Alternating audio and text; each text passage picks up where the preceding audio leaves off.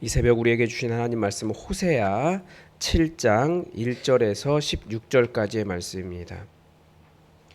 호세아 7장 1절에서 16절까지 우리 하나님의 말씀을 함께 읽겠습니다. 구약 성경 1262면입니다. 호세아 7장 1절에서 16절입니다. 내가 이스라엘을 치료하려 할 때에 에브라임의 죄와 사마리아의 악이 드러나도다.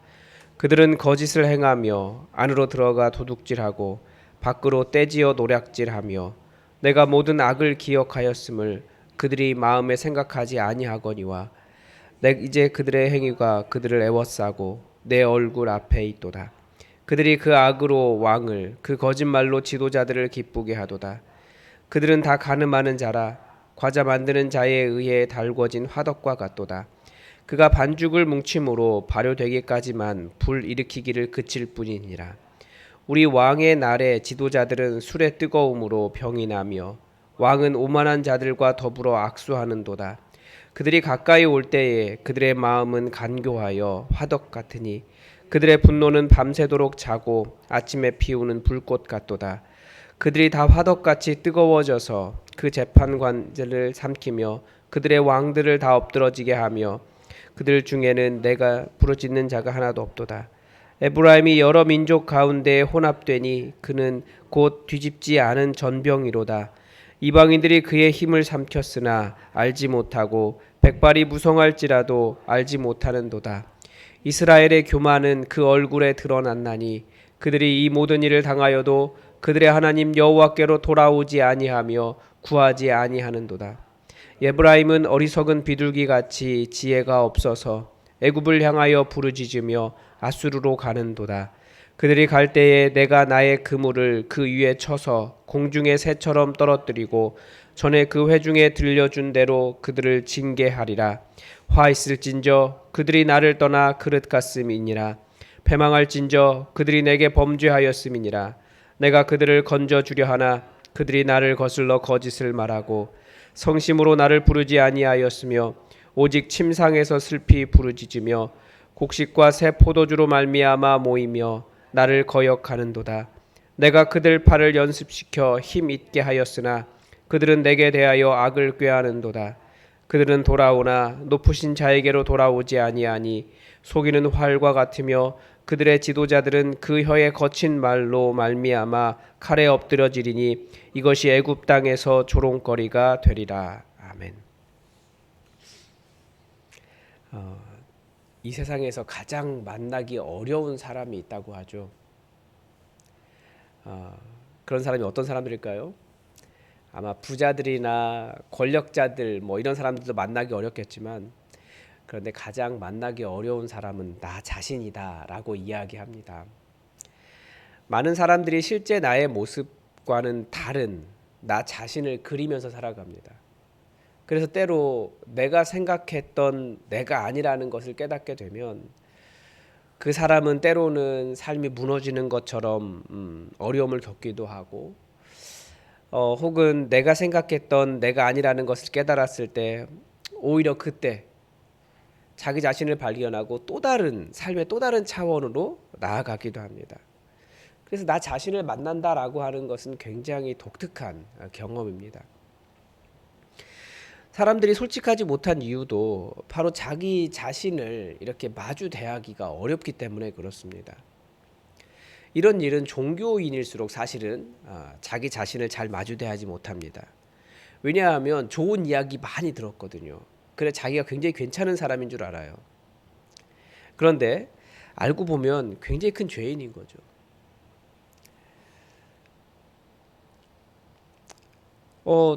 자기 자신을 마주칠 때면 내가 그것밖에 안 되는 사람인가? 그런 생각이 들 때가 훨씬 더 많아요. 그러니까 그런 자신의 모습을 솔직하게 대면하기가 쉽지 않습니다.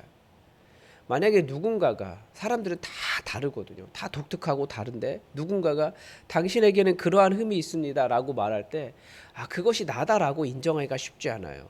다 자기는 좋은 사람인 줄 알기 때문에. 그리고 실제로 좋은 모습도 있기 때문에. 그런데 우리는 다 남의 허물은 크게 보고 자기 자신의 허물은 작게 보는 사람들 아닙니까?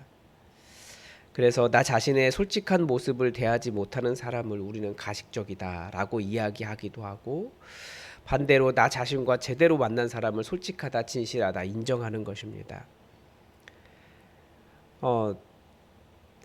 그런데 하나님께서 우리를 치료하시는 방법이 있습니다.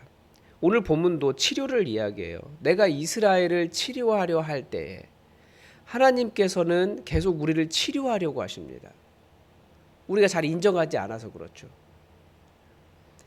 그래서 하나님께서 우리를 치료하려고 하시는데, 그때 우리에게 하시는 일이 있습니다. 우리의 모습, 우리의 죄악을 마주대하게 하시는 겁니다. 진짜로 치유가 일어나려면 사실 자신의 부끄러운 민낯을 제대로 마주대할 할 필요가 있습니다. 우리는 이것을 직면이다 이렇게 이야기합니다. 직면은 나 자신의 문제점을 혹은 나 자신의 연약함을 마주 대하는 것입니다. 뭐 그런 이야기 하잖아요. 정신질환이 있을 경우에 정신질환이 있는 사람이 자기가 정신적으로 문제가 있다라는 것을 인정하지 않으면 절대로 치료가 시작되지 않는다라는 이야기를 합니다. 내가 문제가 있다, 정신적으로 문제가 있다는 것을 인정할 때야 비로소 치료가 되기 시작한다라고 합니다. 나는 아무 문제가 없다라고 말하면 그 사람에게는 치료가 일어나지 않는다라는 거죠. 하나님께서 우리를 치료하시는 방법도 결국은 우리의 민낯을 드러내시는, 우리의 연약함 속에서 연약함으로 우리를 집어넣어 버리시는 그런 그런 직면의 방법을 사용하신다는 거죠. 그래서 저는 하나님께서 어쩌면 에덴 동산에서 인류를 쫓아내신 이유도 그들이 어떤 큰 문제가 있었겠죠.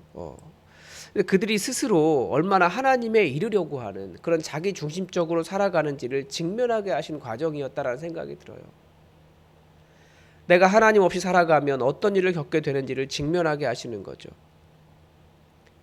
지난주에 집사님들 만났는데 이런 이야기하는 거 들어보았습니다. 어떤 분이 집에 있는 성경을 모두 찢어버렸다는 거예요. 이게 부인이 자꾸 교회 가니까 다 찢어버렸다는 거예요. 이 성경을 모두 다 찢어버릴 정도의 성격이라면 뭐 자신이 어떤 사람이라고 생각하겠습니까? 완벽하고 문제없고 하나님 필요 없고 그런 사람이라는 거죠. 그런데 그 사람이 마주대한 자신의 본 모습 때문에 그 사람이 엉엉 울면서 하나님께 돌아왔대요. 그 사람이 결국 하는 일이 뭐냐? 하나님 의지하지 않지만 결국 이 노름하다가 빚 지고 완전히 망해가지고 해변에 주저앉아서 엉엉 울다가 하나님 만나고 지금은 훌륭하게 신앙생활 하시는 분이 계신다. 그런 이야기를 들어봤습니다. 인간은 자신의 다른 사람을 정죄하지만 결국 자신의 민낯을 제대로 직면하기 전까지는 치유가 일어나지 않습니다.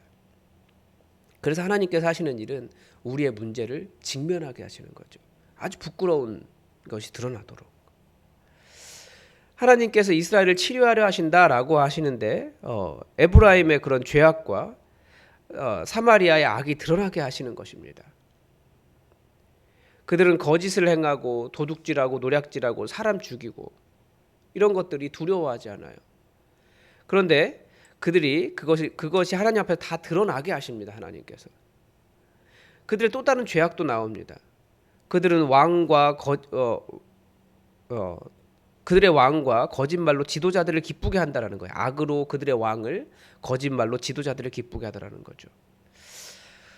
그들을 어떻게 비유하고 있냐면 은근히 달궈진 화덕이다 이렇게 비교하고 있습니다. 은근히 달궈진 화덕이 무엇을 의미하겠습니까? 계속 따뜻하기는 해요. 근데 불타지는 않아요. 뜨겁게 일어나지는 않아요. 뭔가 하자고 해도 잘 안 되는 거죠. 그런데 언제 이들이 확 일어납니까? 사람 죽일 때. 뒤에서 계속해서 군부를 떼는 거죠. 그러니까 왕을 죽이는 그 이스라엘이 계속해서 왕을 이렇게 바꾸지 않습니까? 그 왕을 죽여서.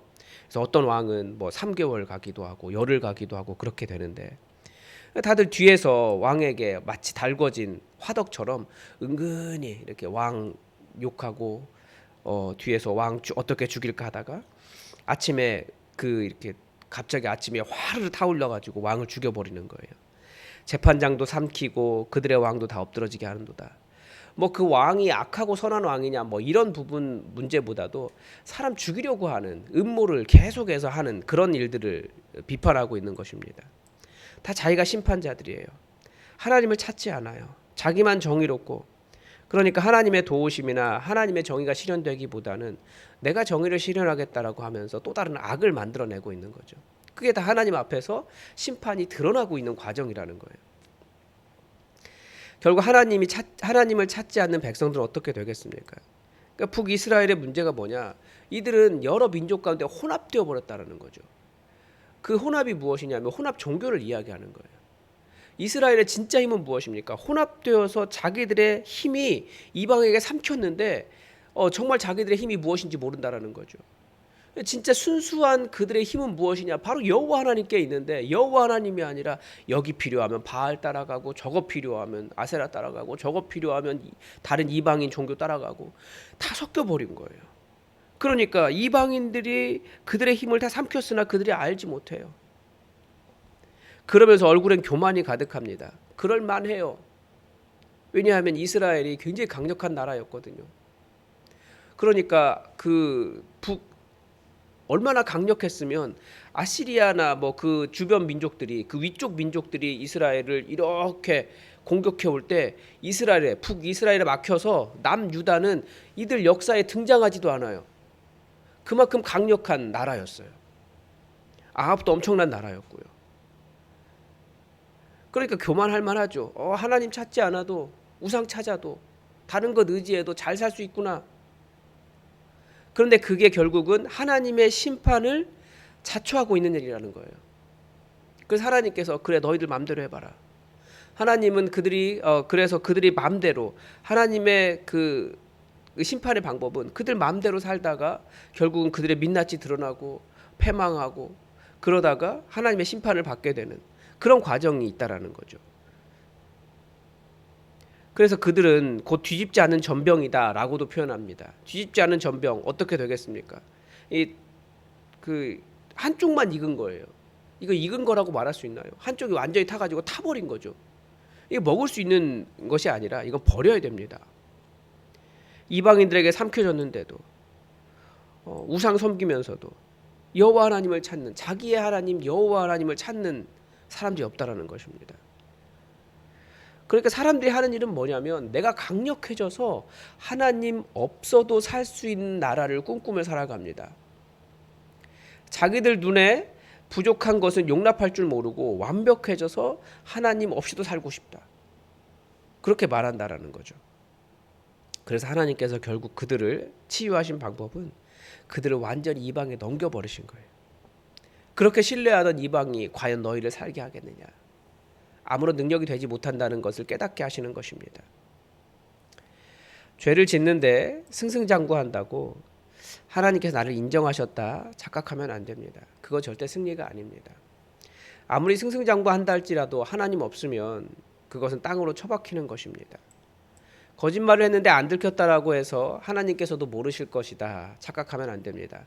하나님은 그렇게 교만으로 그들을 인도해 가셔서 실수하게 하십니다. 하나님의 심판을 위해 골마가고 있는 것이다 라고 말할 수도 있어요. 하나님은 그 사람을 치유하기 위해서 그 사람을 자신의 죄악에 끝까지 내버려 두시기도 하십니다. 사람이 자신의 민낯, 하나님을 인정하지 못하는 사람들을 이렇게 그 자기가 생각하는 그 생각의 끝으로 이렇게 밀어보라고 하거든요. 그러면 자신이 얼마나 추악한 자인지 드러나게 됩니다. 그제서야 치유가 일어나는 거예요. 완전히 낮아져서 그 어떤 것도 자기에게 소망이 되지 않고 오직 하나님만 나를 살리실 수 있다라는 것을 깨달을 때 거기서부터 치유가 일어나는 겁니다. 마치 탕자가 아버지의 품을 떠난 후에 모든 것을 다 잃어버리고 돼지처럼 쥐엄 열매나 먹고 살 때야 내 아버지 집에 얼마나 먹을 것이 많았던가 깨닫는 것과 동일합니다.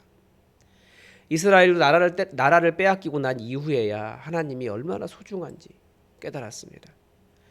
어쩌면 한국교회의 실망스러운 모습이 끊임없이 나타나는 이유도 이와 비슷할 것입니다. 우리의 더러운 모습을 직면하게 하시는 것입니다.